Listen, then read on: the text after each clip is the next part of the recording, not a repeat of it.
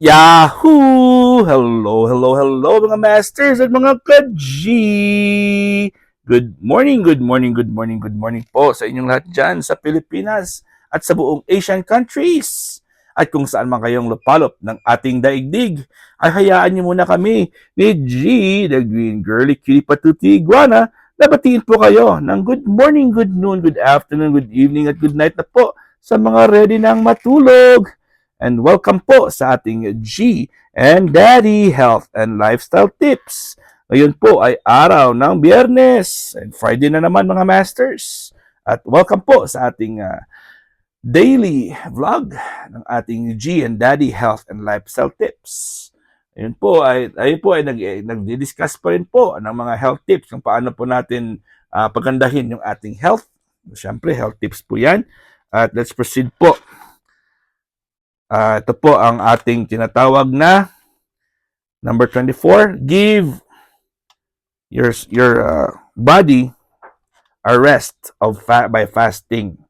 Ayan po. Ito po ay isang malaking isang malaking topic na hindi ako familiar kaya hindi ko talaga ito ipupush kasi hindi po ako familiar dito kung paano gawin ito. Okay? Pero syempre, babasahin natin yan. Number 24. Intermittent fasting involves not eating either overnight or some days of the week.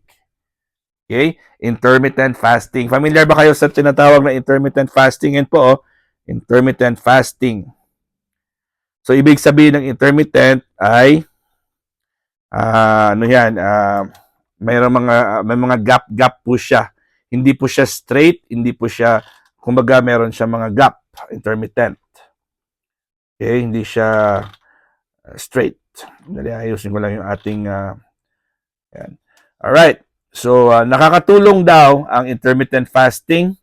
Ito po ay may mga days or may mga nights na hindi ka kumakain or may mga araw sa isang linggo na hindi ka kakain. This may reduce energy intake and can have health benefits. So, nakakatulong po siya. Nakakatulong po ang intermittent fasting. That's according to the study. Okay? So, yan po. According to the 2020 review, intermittent fasting may improve blood pressure, cholesterol levels, and heart health. Okay? So, according po sa kanilang studies, na sa mga taong nag-intermittent fasting, ay nakakapag-improve din po yan sa ating katawan, especially ating BP, blood pressure, cholesterol levels, and heart health. Okay, so ako po ay hindi po nagpa-fasting, pero controlled at syempre, dahil po tayo ay physically nagtatrabaho, mas marami po sa atin dyan ang physical, ang kanilang mga trabaho, physical. So when you say physical, it requires strength, it requires mental, emotional and physical na effort. Okay? So tatandaan po natin 'yan. Okay? Ang energy po natin ay dapat manggagaling sa healthy or sa sa healthy na mga sources, mga masters. Healthy sources po dapat ang ating kinakain. So syempre, hindi naman tayo perfect. May mga times na nagkakamali tayo sa ating mga decisions. So that's why meron tayong mga problema like blood pressure problems, cholesterol problems, iba dyan, cancer, diabetes, di ba? So maraming mga health or mga aging health problems ang tumubo sa ating katawan dahil po ay pasaway tayo nung bata pa tayo. Okay? So pwede po siyang gawin ang intermittent fasting pa pa pa pa pa pa pa pa pa pa pa pa pa pa pa pa or meron kayong health problems. So pwede tayong mag intermittent fasting. So meron yang tinatawag na 16 hours, 'di ba? Parang ganoon. Hindi ko talaga alam, hindi ako aware kung paano po 'yan ang intermittent fasting kasi hindi pa ako nag-study pa tungkol diyan. Pero marami akong friends na ginagawa 'yan. Akin lang suggestion po ay wag niyong gawin for a long time. Halimbawa, mayroon diyang iba na for straight 6 months, ginawa po nila yan. So, I don't believe na magbe-benefit yan kasi meron po, yung tawag ngayon intermittent kasi hindi dapat straight yan eh. So, Dapat po ay pwede mong gawin siguro mga 3 araw or mga 1 week. After that, ay pahinga muna, stop na. At saka kung meron ka namang feel na ano, doon ka naman mag-uumpisa, 'di ba? Kasi po ay ang ating katawan po ay parang sasakyan 'yan, 'di ba? Kung nagda-drive ka, kailangan mong magpagasolina. Kailangan mong i-check yung gulong mo kung may hangin. Kailangan mong i-check yung batteries mo, kailangan i-check yung lahat-lahat ng mga part ng sasakyan mo ay merong mga silbi po 'yan. Okay? So, syempre, kung hindi mo siya bibigyan ng kanyang requirement, may mga pagkakataon po kung very major na gamit yan or part ng sasakyan na hindi mo napalitan, ay syempre magbabag down yung sasakyan mo. Diba? Halimbawa, flat na flat yung gulong mo, pupipilitin mo pa. Diba? Hindi na pwede yan. So, yan na pong aking simple explanation. Kino-connect ko talaga sa katawan natin ang ang kotse or ang sasakyan or makina. Diba? Makina nga ay nagbabag down. Tao pa kaya. Yeah? So, give your body a rest by fasting. So, pwede tayo mag-fasting, pero intermittent fasting po ang tawag dyan.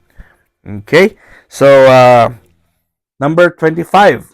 Proceed tayo sa number 25. Keep a food journal. Keep a food journal daw, sabi dito. So, paano mo explain yan? Keep a food journal? Mga masters and mga ka-G. Ito talaga problema sa aking Yan, di ba? Ay, nako. Okay, keep a food journal. Sabi dito sa ating number 25, mga masters. The American Society for Nutrition say that keeping a food journal can help people track calories. Ito po sa mga very, very conscious talaga sa kanilang mga health. Okay? So, naglilista sila or meron mga apps po yan. May mga apps po yan sa cellphone, sa computer, para dyan. Nilista lang po nila kung anong kinakain po nila. And then, ayun po, at ang calories po nila ay nako-compute. O, diba? So, yun lang po ang kanilang basis kung paano po sila kumain. At very conscious at aware po sila kung ano po yung pinapasok nila sa katawan nila. Right?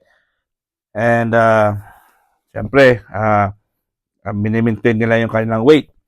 At alam nila po kung ano yung kinakain nila, kung ilang calories yan, or ano yung mga types of food na kinakain nila. Alright? So, see how much they are eating and recognize food habits. Okay? So, keeping a food journal can help someone who wants to maintain a moderate weight or eat a more healthy diet. Okay? So, tawag dyan is MyFitnessPal. MyFitnessPal ang app can also help someone achieve their goals. So, ayun, check nyo. MyFitnessPal, ayun pong tawag dyan. Diba? Alright. So, number 26 po. Wash fruits and vegetables. Wash fruits and vegetables. Raw fruits and vegetables can contain harmful germs that could make someone sick. According to the CDC, they advise that Salmonella, E. coli, and Listeria can cause a large percentage of U.S. foodborne illnesses. Ayan, silang tatlo yan. Salmonella, E. coli, and Listeria. Ayan, always, very, madali po silang makuha sa mga hindi po nahugasan na mga pagkain, especially yung mga raw, lalo na yung mga manok at isda, at syempre sa mga gulay. Ayan, very common po yan sila. So, always make sure, pag bili nyo po ay huhugasan ng mabuti ang inyong mga binili. Ang mga gulay, mga karne, prutas, hugasan talaga, mga masters and mga ka-G. Alright. So, ngayon po, ay tayo po ay nagpapasalamat na sa inyong lahat dahil po sa inyo, ako po ay nai-inspire para po gumawa ng content Kasama po, syempre, ang ating one and only G, the green girly cutie patootie iguana. Yan po siya. So, inspired po ako kasi nakikinig at nanonood po kayo sa amin ni G. At kahit po ako ay nasa bakasyon, ay gumawa pa rin ako ng videos ni G.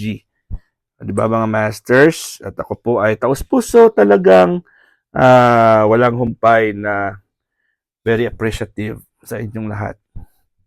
Ayan si G natin, oh. Super, super cute at nagpapakute pa rin. Alright. So, this coming Friday, Friday pala, wala po akong premiere ngayon. Kasi po ako ay nasa Las Vegas as of recording. Ako ay nasa Las Vegas at hindi ko po dinala yung aking mga gadgets kasi syempre nakakaya naman, merong family event at ako ay mag-host. So, bibigay muna natin yan sa mga kung sino pwedeng mag-host. At syempre sa Sunday po ay hindi din po ako pwede dahil po ako ay pabalik na po kami yan ng El Paso. Magdadrive pabalik na po kami. So medyo alanganin na po kasi yung oras ng alis namin usually ay umaga. Alas 6 ng umaga o alas 5 ng umaga.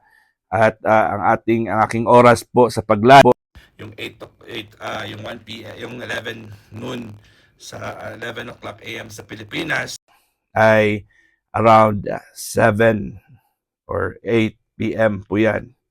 7 or 8 p.m. po yan dito. Sa El Paso is 8 p.m. Dito sa Las Vegas is 7 p.m. So iba yung oras. So ayan po mga masters at mga ka-G. Hanggang dito lang po tayo. Maraming salamat po talaga sa inyong full love and support, sa inyong pakikinig at pag-share at pag-replay ng ating G and Daddy Health and Lifestyle Tips. Yahoo!